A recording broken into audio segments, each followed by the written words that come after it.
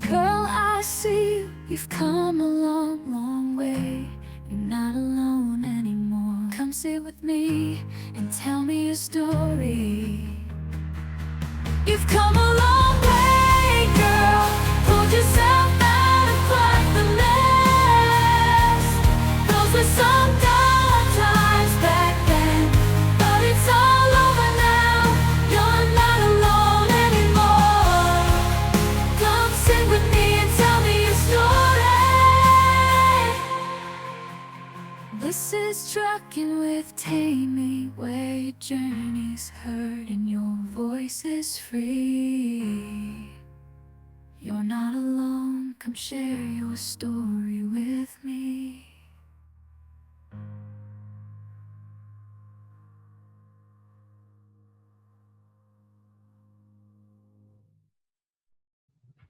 Good afternoon and welcome to Trucking with Tammy. I am your host, Tammy. Today's guest is Danielle Cessna.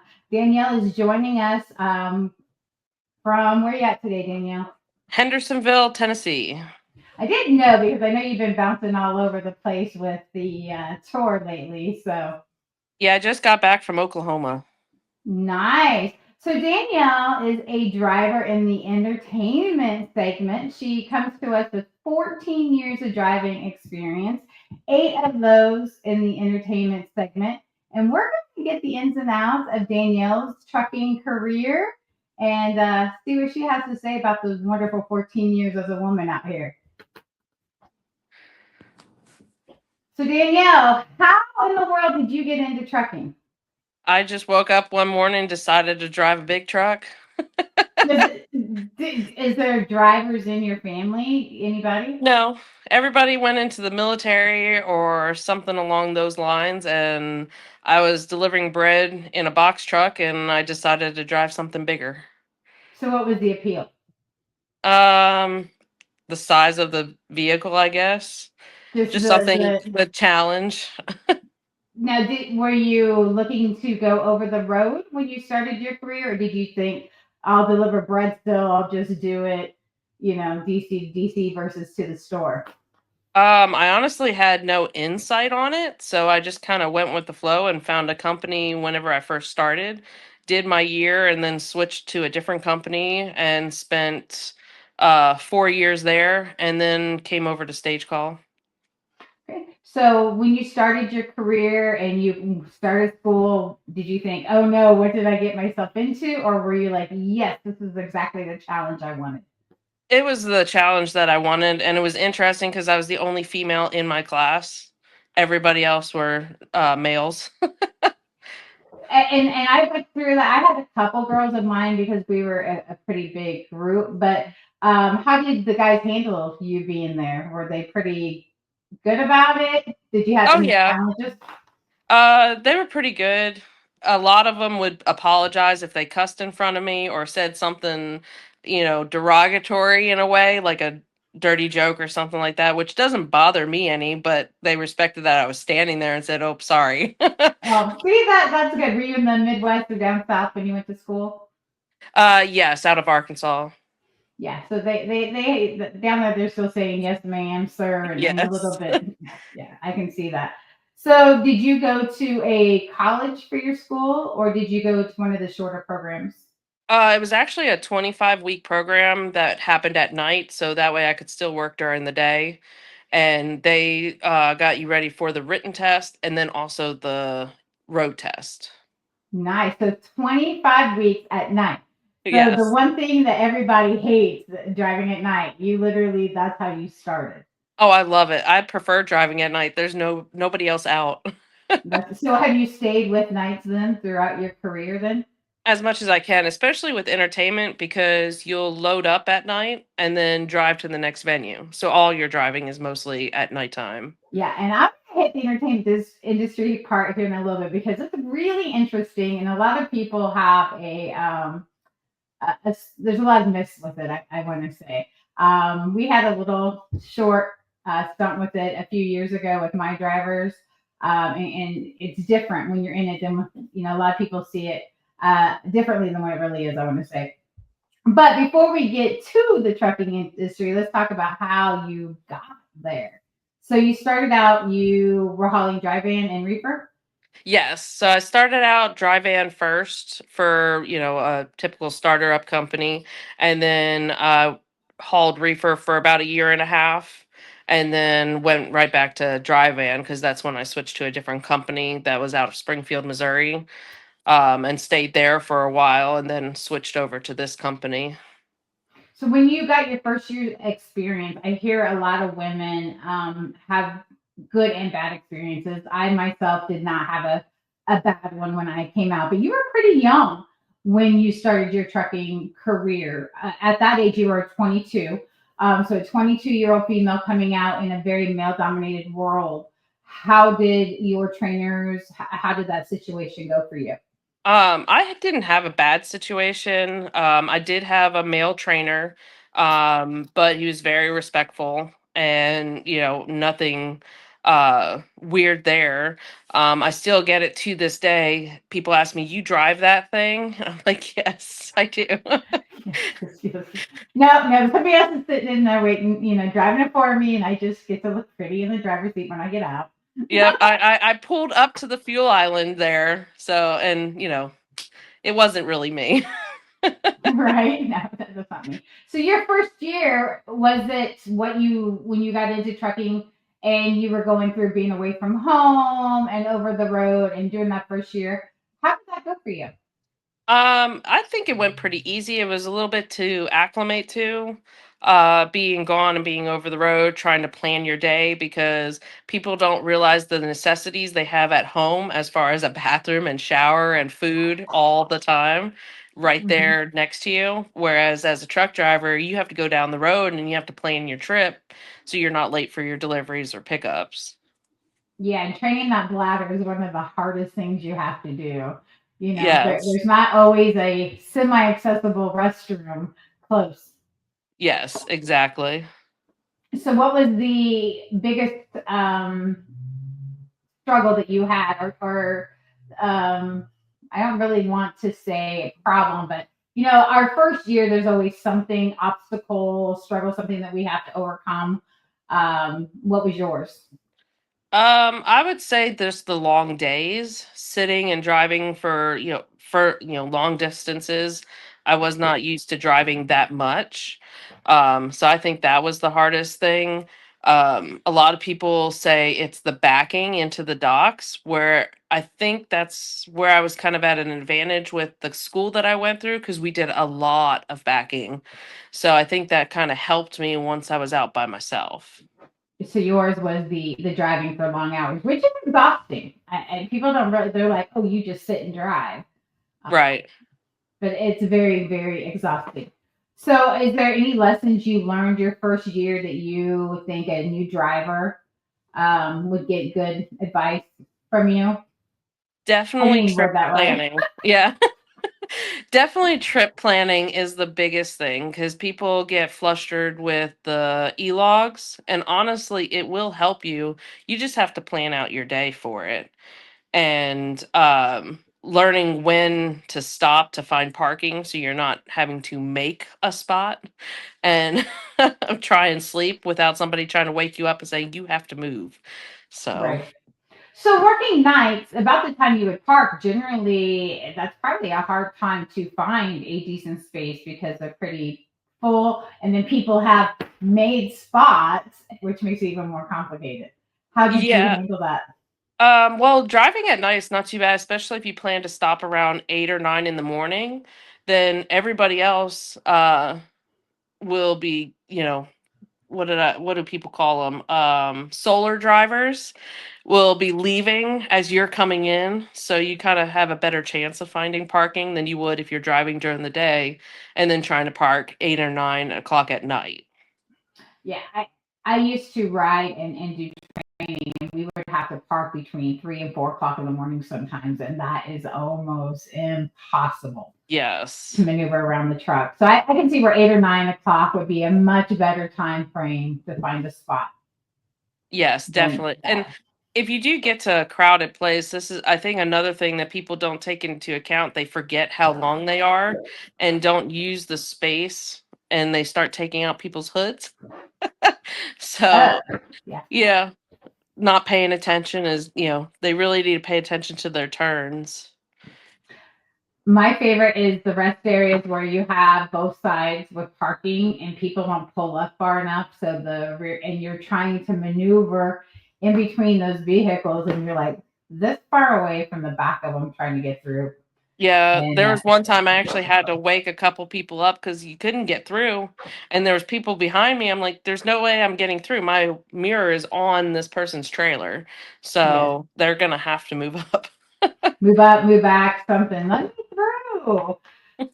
So, are you now family life? What's family life like for you? Are you married, kids? I'm single, no kids. I have family in Arkansas, Washington State, Missouri, Pennsylvania. So usually, as I'm going through, I'll be like, "Can I borrow your couch for a couple days?" Right, and go visit, which is nice. Yes. Because I imagine being on the entertainment, and here we go. We are going to talk entertainment industry here. Um, Being on the entertainment industry, you have to make a commitment to a tour. So a home time isn't like every 2 weeks or every week like a lot of drivers like. Exactly. A lot of people ask, how do I get into the entertainment industry? And I ask them the first thing is, well, how much time do you want home? Because I literally live on my truck. I don't have a home of my own. To give a good example, my main tour that I'm going to be on is going until June of next year, and we sit so long at a certain venue, load up, go to another venue, and sit again. If I get lucky enough to go through the house, then I'll stop and visit as long as I can. That's something people have a hard time with, moving from freight to entertainment, because you're not getting paid by the mile, you're getting paid by the day. So you're not running for those miles. And a lot of freight haulers will come in thinking, oh, I got to move, move, move. Because if the wheels aren't turning, I'm not making money. But then it'll click in your head, oh, wait, I am making money. I don't have to worry about it. Right, right. I'm making money regardless of what I'm doing. So that's a good way to look at it. So, how did entertainment come about for you? I found an ad on Facebook and I'm like, oh, that sounds fun. I will apply. The worst they can say is no. And I got hired after, I guess it was 2017 in January. And so, backing in the entertainment industry is very challenging. Yes, it's another hurdle people come into because you're actually out with a lead driver. If it's, I know with my company, if it's 3 trucks or more, you'll have a lead driver. That person goes in between production and the other drivers. They're also in charge of setting up parking and backing the trucks in, because we will go to some places that are very, very tight. They weren't made for 53-foot trailers, let alone an extended sleeper cab. So backing in is the lead driver's job, and the driver of that truck has to really listen, and it becomes a struggle for them to Right. listen to somebody else to back them in. But if they would just let the lead driver do their job, it actually goes really smooth. So, when you apply and knowing some of the ins and outs and the difficulties of this job, especially in the entertainment industry, the hiring companies, how do they approach that with you? Do they say, "Hey, this is the good and bad about what you're looking for. Are you still interested?" Is there a difference between applying to an entertainment industry company versus a regular driving company? I think so, because most entertainment companies will want you to have 3 years experience because of the challenging places we have to go. And I mean, we're hauling trailers that are worth, 2, $3 million worth of gear inside.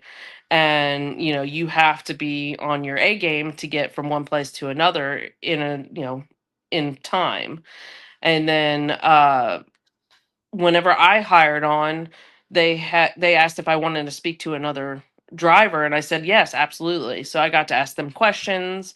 Anytime somebody, asked me questions about the company or the industry in itself, I always try to give out, if they want to ever call me sometime, if they're interested, I'll give them the company's name and phone number for the recruiter, and they can always call me if they have additional questions.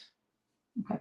So, being in the entertainment industry, you work with a group of drivers, and each concert or each tour requires a different set amount of drivers. So, you guys are with each other every day throughout Yes. this time period, correct? How many people on general do you work with? It can range anywhere from a one truck tour, so you have to deal with yourself, and sometimes that's the hardest thing of all. Or I know of people that are out on 26 truck tours, and that's a lot of personalities to deal with. At this company, I'm the only female lead driver. I prefer the smaller tours. It's less personalities to deal with. I hand out a little Word document of rules to follow while out on tour. One of the things that people seem to not follow sometimes is if you have a problem with someone, either deal with it or just stay in your truck. You don't have to be near that person. So because you're with each other so much, you're gonna, start to bump heads every now and then just because that's just normal. So Right, right. Yeah, and we're so used to being by ourselves in our trucks, right, for hours on end. So yeah, you start having to spend all that time with another personality, and it can get yes. overwhelming for some people. So you are the only female lead, but how many actual females do you guys have? I want to say we have about 10 female drivers at this company, and we're about a That's pretty 100 good. truck company. So about 10%. That is really good percentage. Yes. Actually, on the tour, that my main tour, we have three female drivers and then one male driver. We call him our honorary female driver, and he goes along with it. Just one of the girls, just one of the Yep. girls. So how long have you been a lead? I've been a lead for almost 8 years, or well, I guess it'd be 7.5 years. So I started 6 months after I started at Stage Call. That was after a recommendation from another lead driver after working with him. So I got to train under other leads and then moved into my own tour. Yeah. So as a team lead, I mean, you obviously have to be able to manage all those different personalities without, you can't be too soft, you can't be too mean. You got to find that middle ground with them. How do you do it? I've always been told I'm too nice. So, but I have a very calm personality, so I think that's what helps everything work out. Plus, at the end of the day, I'm just another driver with you guys. We're all trying to work together as a team to get this done. So, if we work together, it makes it so much easier. Do you get much pushback with that from drivers? Sometimes, and I hate to say it, older male drivers have a tendency not to want to listen to me. I think because one, my age, and I'm a female, which I can't hold it against them too much because that's just how they are. And I just try to do my job the best I can. Yeah, I know that the I've been driving for 20 years type. I Oh, we know what get I'm that all the doing. time. Freight haulers coming in, they're like, I've been doing this for 30 years. Okay, well, this is different. Right. I'm not saying you Welcome don't know how home. to do your job. I'm just saying we have a little bit different way of doing it here. Yeah, and there's a lot different in the entertainment industry. It's not just somebody maneuvering you to back. It's the lifestyle. Yes. So All drivers are given a laminate, and you have to be careful with laminates. Some people get a little overzealous with social media. You have to be very careful what you post and where you post it, because some of these tours, even when you sign on with a company, most companies have uh, social media guidelines on if the public can post, take a picture of it and post it, then you're okay to do that. Uh, my rule of thumb, I just don't check into venues or things like that sort, just not so I'm not highlighting exactly what I'm hauling because you don't know what people are following you on Facebook or any other type of social media. which is not just a entertainment industry safety issue, that is a safety issue for women regardless of the freight they're hauling. Yes. Yeah, that's Um, true. as a rule of thumb, I am when I first came out here, I used to always tag my location for family and friends. But then, as a woman, there are men who will find somebody that they want to target, and your location to them could be dangerous for you. Yeah, thankfully I've only ever had one incident. It was in Memphis. And granted, I had one of my headphones in, so I was listening to music, not paying attention to my surroundings. Thankfully, I don't think he was meaning to be harmful. I think he was coming up to ask me for money, but he was drunk and he tripped, and it caused a whole kerfuffle and ended up with a nice bruise on my face. And people were like, "What on earth happened?" I'm like, "It's a big story." Yeah, drunk and unsteady is rough, but I hope you're okay. Oh yeah, I was fine. There was a driver in a truck next in another fuel island. He got out, pulled the guy off of me. The security officer inside the truck stop came out and was talking to him, and I'm like, "I'm fine." I ended up actually having a concussion, but didn't know Oh it. my gosh! Over a drunk guy at the fuel island. That is crazy. That is crazy. So, being in the entertainment industry, one of the biggest myths I've heard is drivers think it's party time because they're going And to be it's touring with the band. completely opposite. And unfortunately, it's what a lot of you get the nickname as a poser if you start hanging around inside all the time. Which really that doesn't look good as for the driver because production's like, well, this person's not sleeping. How are they going to get to the next venue safely? Because while the show's going on, you're supposed to be sleeping. That doesn't mean we can't go inside. You can use the restroom, get food, do what you need to do. But you're supposed to limit your time just so you're rested for the next night or that night for the next drive. So, one of the perks of being a driver is the food, though. Yeah, So, they definitely set free food. yeah they set up a pretty good buffet or spread of food when you are on site on location, correct? Correct. It'll usually be just the show days. Or if you have what they call a pre-rig day, which they bring in the rigging equipment that goes up in the air, lights and motors and things of that sort, they'll set up the day before. And it also depends on the tour. The smaller the tour, the less chance of actually having catering. So that is a perk of being on tour. I have to tell people when I'm out on my Broadway tours, we do not get catering. So you're going to have to plan your meals. Every now and then, a venue will provide a loadout meal, but that's very rare sometimes. Okay. And what about showering facilities when you're on those tours? So I always tell the drivers you can do the showers. The older the theater, the worse the showers are, only because those are the last things to be upgraded in an older theater. You have to wait about 30 minutes for the water to get even lukewarm. Oh And wow. the rule of thumb for showers is to be done before the artist or the cast comes in. That way you're out of the way so they can do what they need to do. Okay, so you are the drivers. You're also the set crew. This is a big crew with all the pieces having to work together. So, is there a rhythm that you guys have so that you can a schedule that you have to abide by uh, for eating, showers, so that everybody gets taken care of?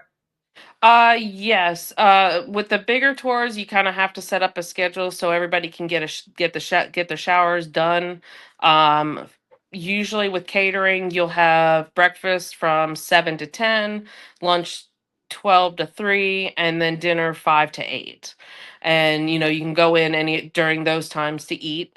Um, and sometimes it depends on the venue, obviously. On They don't want you hanging out in catering, obviously, but go in, eat. If you want to take a water back to your truck or something like that, they just don't want you to fill your truck with food and drinks because there are other people that have to eat. Right. And I would imagine the times for you are different than the actual band and the headliners, um, their time as well. Yeah, so usually band and the lead singer or whoever, whatever it is, will come in the afternoon. If it's an overnight, they'll usually travel with the cast buses or the crew buses as well to get there, and they'll be sleeping during the day while they're setting up, and then they'll get up and do the sound check and get ready for their show. But the access to the drivers, I think is what I'm trying to get is they don't have access to those members, you know, Correct. right? Well, I mean, technically, yes, we do, but you're held to a higher professional standard to, yes, you have an all access pass, but you're not supposed to misuse that all access pass.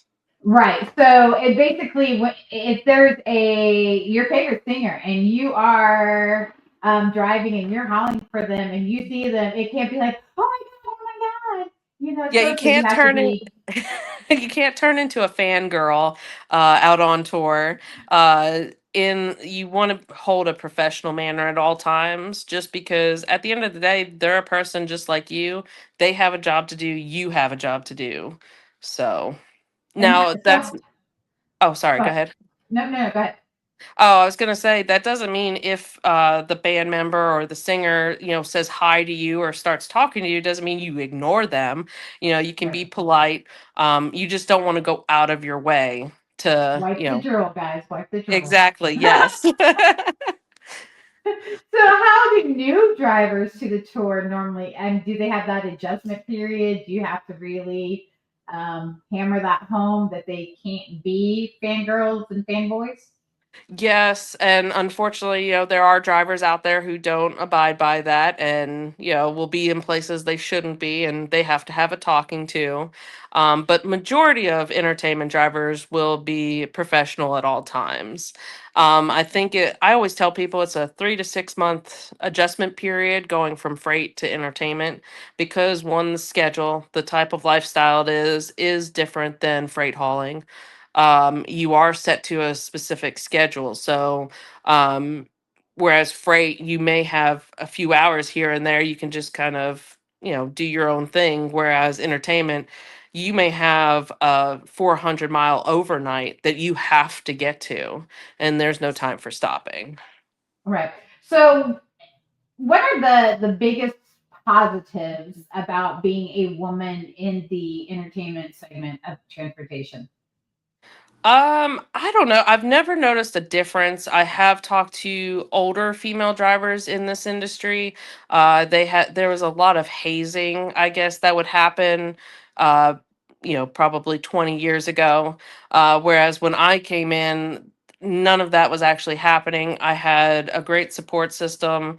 My mom actually prefers me being in entertainment because I'm around other drivers. I'm not by myself all the time anymore. So Yeah, I I would have think that it'd support be system. safer. That's what I was Yes. thinking. Since you have that network of people that you're with all the time, it seems to be a safer environment. Yeah, you have more of a buddy system when you're out here, rather than where freight, you're just by yourself. So, what's the biggest downfall to the entertainment industry? I would have to say the home time for most people. For me, I'm not married, I have no kids, so it really doesn't bother me any. My family has been used to me being over the road for so long that it doesn't phase them anymore. I just had a hiccup missing Christmas because I forgot to send an email. I got so excited about going home for Christmas and I was telling everybody about it. I forgot to send an email. Oh So no. those plans kind of got squashed and we planned it for a different time. So it's just one of those things they're kind of used to it. Oh, Danielle had her moment. We'll have to change the plans. So, Right, yeah. Well, at least you know you forgot to do it right. So yes. it's better when we mess up to understand that we messed up than if somebody else messed up and caused us to mess up. So Yes, exactly. With this industry, you definitely have to be flexible. Until you're actually out on the tour, don't get set in your schedule because I had my schedule changed 3 different times in one day. They're like, we're going to put you on this. And then about 2 hours later, I got another phone call. Never mind, we're putting you on this. And then about 4 hours later, I got another phone call. Squash all that. We're putting you on something else. I'm like, okay. So once a tour is set though and you're on it, is there much change that happens? Typically, no, because all the venues are already booked. People are buying tickets. Most tours are booked out technically a year in advance, if not more, depending on that specific tour, because they have to get in with certain venues and get into their schedule. Now, would your employer pull you off a tour to put you on another one normally, or do they like to keep the same crew throughout? Typically, they like to keep the same people throughout, especially lead drivers. Lead drivers usually won't get pulled off of a tour um, unless somebody has some sort of vacation that was planned ahead of time, or God forbid, a medical emergency, family emergency, then most drivers will stay on the same tour. Okay. And how many months of the year are you out? I just say I'm out 365 days a year. I'll plan vacation here and there. Every year, my mom and I go on a mother daughter trip. We go on some sort of cruise or, Oh, go exploring somewhere. So I plan those out and then I let the company know I'm like, I need these 2 weeks. Everything else, just put me on what you need me. So. do you guys do the tours 12 months of the year then, or does the entertainment industry have a downtime? I mean, typical downtime is wintertime. However, you'll have some tours that will keep moving, which is good. Like my tour coming up, we'll go back out January 5th and go until June. And there's no more downtime during those 6 months. So you're off. So are you home then until January 5th? I'm doing little things here and there, what they call one-off tours, which is Okay. like a show. You go in, deliver it, and then leave. Or you'll go in, deliver, load back up, and then go back and take the gear wherever it needs to go. Nice, nice, nice.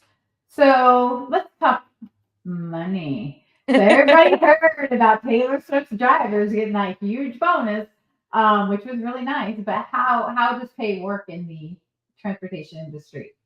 I know every company is different, but from what I've understood, most entertainment companies do a salary type pay where you're getting paid per day as long as you're available to work. And that's your base pay. When you're actually out on tour, you'll get extra pay, what they call your travel pay. Lead drivers will get extra pay as well. Certain tours will give their bonuses, but they will never be like Taylor Swift. And I have a feeling there is way more to that than people are actually saying, because I'm I sure imagine. there's a catch somewhere. Yeah, yeah, that was a pretty big bonus. So, what is the average size bonus that you guys get? I've heard anywhere from 500 to 1500, depending on the length of the tour, and again, depending the size of the tour will make a difference as well. So, And that comes directly from the tour to you guys. So correct. that's Yes. really nice for a job well done. It Yeah. is, and most companies will file a W-2 or W-4, whatever it is. You have to fill out the form, so you have to pay your taxes on it, and then you'll get the rest of it. So what's the average salary that somebody can expect in the entertainment industry? I've heard companies starting as low as $200 a day, so that's $1,400 a week just starting out and not doing anything but showing up. And then you'll get most companies will pay you per diem, or you'll get that at the end of the year. That's the same for any truck driver because you're out on the road. You get that extra money there. Travel days, you get what they call hotel buyouts money. So that ranges depending on company anywhere from 50 to $80 a day, depending on the tour and the company, I think. So are a lot of drivers making upwards of six figures then? Or I mean, what's the average, do you I think? know lead drivers can definitely make up. over six figures. Starting out, you're looking at about 80,000 a year, and then it goes up from there. That's not too bad though. I mean, if you don't mind not being home and working nights and a tight schedule, if that's something interesting, I mean, the pay isn't horrible or the environment that you're working in. Exactly. I think the perks kind of outweigh everything. Yeah, you could probably run freight and make more money, but then you have to rely on those miles. Whereas in this industry, as long as you're there to and you're available to work, you're getting a paycheck. You don't have to, count miles. You don't have to worry about it. It's going to be the same as long as you're available to work. Right. So you've been with your company 8 years, lead driver. What's your next step? Um, Eventually going part-time and maybe having a real life. I have no idea. You think after 14 years you may be ready for a real life? Just a little bit. My goal is to eventually have some land, build a little barndominium, and just kind of hang out on the porch and hunt and go fishing and do whatever I want to do. Yeah. So do you have any hobbies while you're on the road that you do besides trucking? I'll go to the gun range a lot, especially with some other drivers. We enjoy going and just tearing up some paper and getting out of the trucks. Walking around the downtown cities is a lot of fun because you get to find some of those little small stores or restaurants, and you get to find some of the hidden gems of downtown areas. What's your favorite restaurants or little gyms that you've found so far? It was a little mom and pop place in New Jersey. It's right across the street from a theater up there. And it was owned by a Polish couple and very, very nice people. A couple of us went in there and we were talking to the owner and they were asking us questions about the trucks, about the tour. And, we were just having a good old time talking and it was really good food. Oh man, those little small mom and pops are the best. They really are. We found another one. It's in Madison, Wisconsin, I think it is. There's a TA, and then down the street is an off-brand truck stop, and Pinecone. is that it? Yeah. So they have like a bakery and they have like the really big, Yes. Oh, it yeah, was those pine so cones. good. We were stuck there for 6 days, and again, we got to know the owner there. It's a American German couple Mhm. who runs the restaurant. Really, really nice people because they got to know us. We came in 2, 3 times a day just to sit and talk with them or have coffee or get one of their ginormous danishes, and it was so good.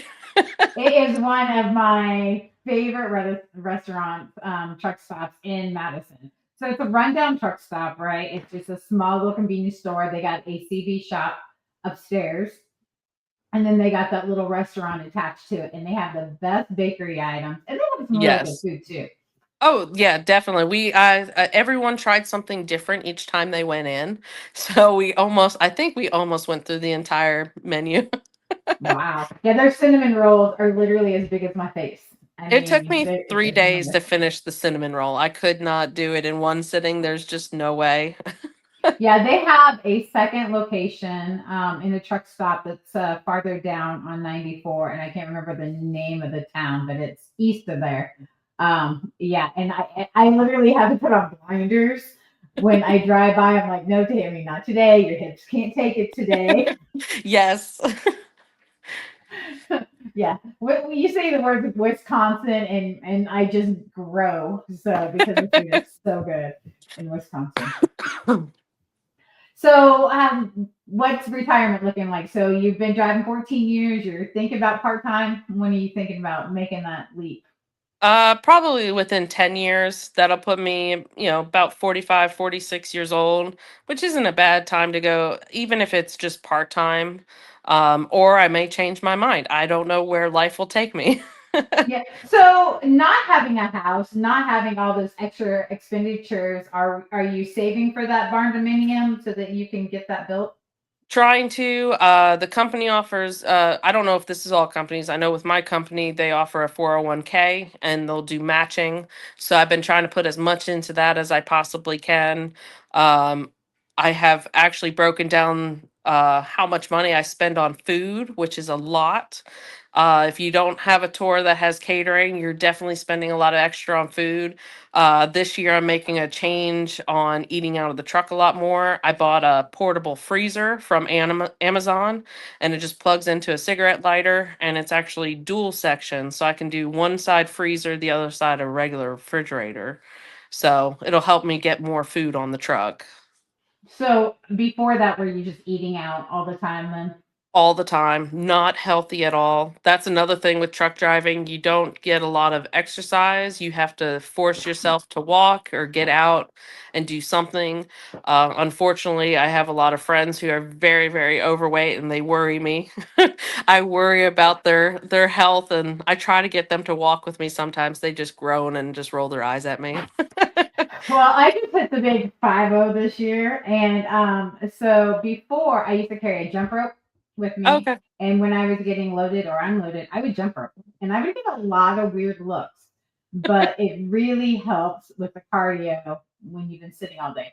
And I haven't done that lately, but I carry dumbbells with me on the Okay. truck to try and keep that. And some days I'm just after working 14-hour days, I'm too tired, and I just look at them like, "Hey, you are an ornament in my truck." But Exactly. it's really important, even if you just do laps around the semi and the trailer.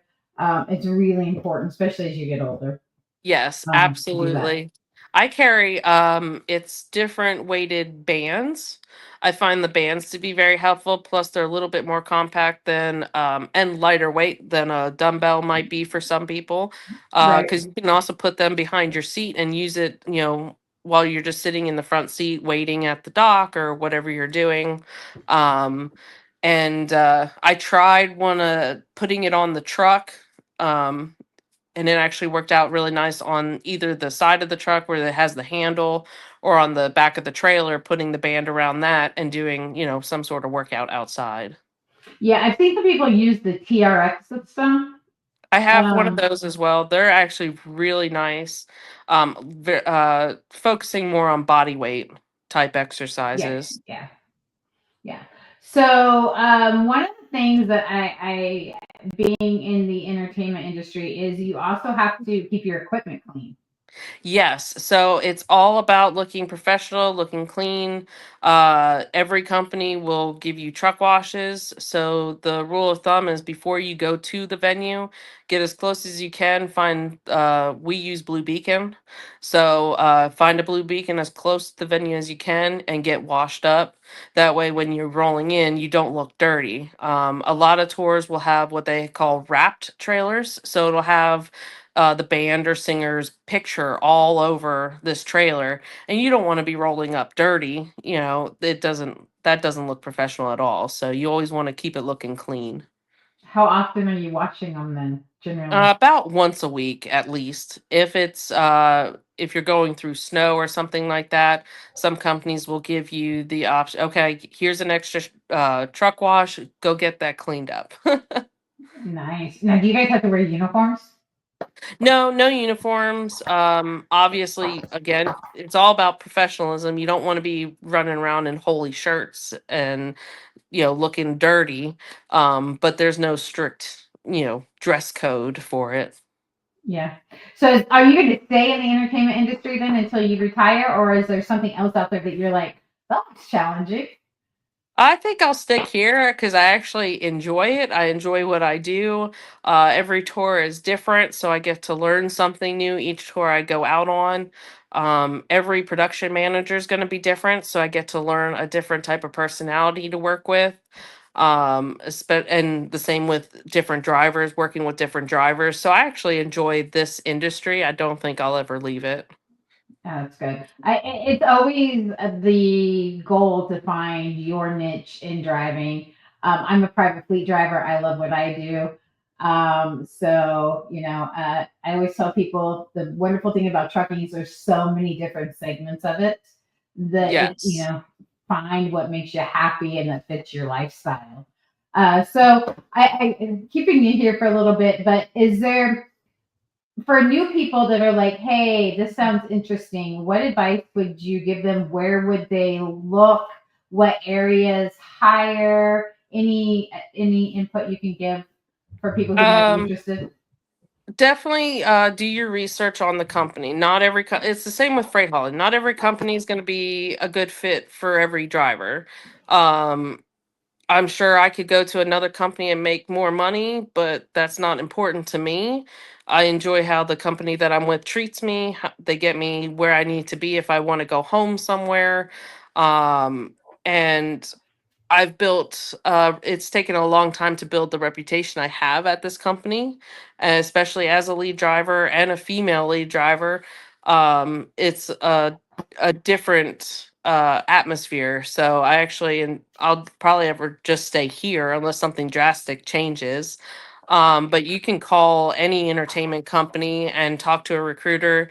My advice would be to talk to an actual driver at that company, not just the recruiter, because at least the driver can tell you the trucking side of it, not the office side. Right. Yeah. I mean, as far as respect, I know you respect me because you were referred to me personally by someone who I respect. So, He is awesome. He really is. He's good. yeah, yeah, yeah. So, you respect it when somebody's putting your name out there saying, hey, go talk to her. I love it. I was shocked to see it. I'm like, yeah, sure. I'd love to talk about it. That's awesome. Yeah, yeah. Well, I love getting so for females out here, they don't always know everything that's available to them or whether it will be a good fit or all the ins and outs, the good things, the bad things. And so being able to provide all that information from somebody who's in it, Right. Yeah. is beneficial, especially someone your age who's been in trucking since such a very early age. You've done almost the majority of your career in this section, which is so someone coming out here who don't have ties at home, who want to live out on the road like you are, it'd be a great fit. Somebody who's balancing young kids at home, not so much. Yeah, not so much. If you ask older drivers, they're like, you kind of screwed yourself starting in trucking so early because now you're kind of stuck. I'm like, well, sort of. I'm always trying to learn something new. I actually finished a bachelor's degree while out on the road. So if I ever wanted to switch careers, I technically could. Not that I ever would, but So, what did you get your bachelor's in? just general studies because I couldn't figure out what I wanted to be when I grow up. So I just started taking random classes. My favorites were the computer classes and psych classes, which the psych classes actually helped me interact with other drivers. Going through college helped me with my writing. So when I'm sending emails to production managers, I don't sound like a dumb truck driver. I actually can sound professional. Wow. Now, was that something that you paid for yourself, or was that something that the company helped I you take paid care for of? it myself. I would take anywhere from 1 to 2 class. It was through Southern New Hampshire University. It's all Hmm. online, so it made it very easy to do on the road. Depending on the class, I would take 1 to 2 classes because it's a lot of work in 8 weeks. And depending on the tour that I was on, I was busy with the tour and then trying to do schoolwork. It was tough. It's brutal. It's brutal. Yeah. Yes. With 14-hour days and your tight schedule, I was like, how did you manage to fit schoolwork in with that?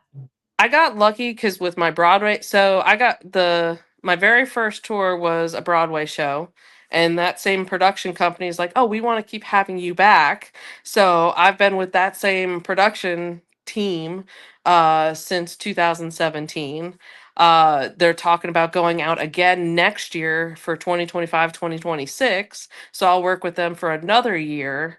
So I've actually, with their schedule, you sit for 6 days, so that made taking classes a lot easier.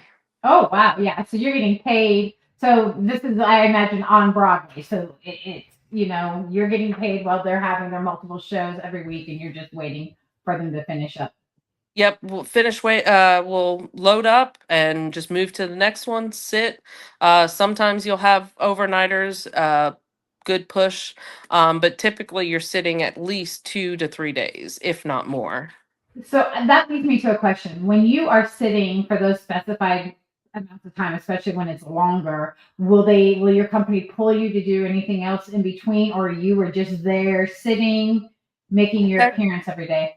Technically, you're just there sitting. I know with this company, if it's 12 days or more, trucks will be pulled off and trailers will go into what they call storage until the next time they have to go back out. And during those 12 days, if the company needs you elsewhere, they'll send you out on that. Since COVID, unfortunately, a lot of companies are going to hauling freight to kind of fill in the gaps and just kind of make up some money for the drivers having to sit and wait. Right. I've heard that, especially with our mutual friend, that they do that. So that gives you some time to catch up on your studies and while you're getting paid to just hang out. Yes, exactly. Which is nice. I've in the back of my mind, I've thought about doing my master's, but I think it'd just be a waste of money because I wouldn't know what to focus on. I wish there was a way just to take the classes just for the hell of it.